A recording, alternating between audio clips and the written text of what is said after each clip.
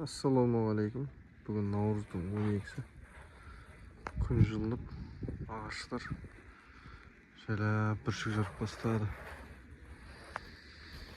Кеше көрген басқа видеодағы асқабақ тұқымы, қызанақ,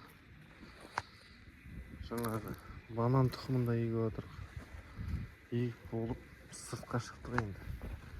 Сыртқа шығып, сол еккен жаңағы өсімдіктерімізді кішкене боялғасын далаға отырғызуға жер дайындауға шықтық. Бізде жаңа биогумус мус демей, осы кәдімгі табиғи жер.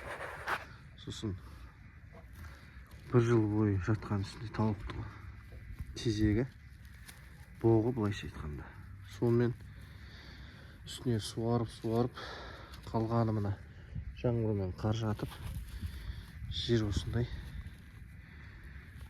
әдемі демей ақ қойын, бірақ егін егетіндей жағдайға келіп берді. Осыны аударамыз. Осыдан кейін осы жерді тазалаймыз.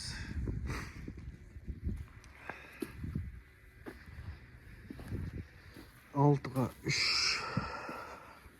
көлеміндегі жерде егінге қолданатын боламын. Алдағы уақытта осы жерге теплица заказ бердім. Сол теплицаның келгесін оны да құрып көрсетемін бұйыртса.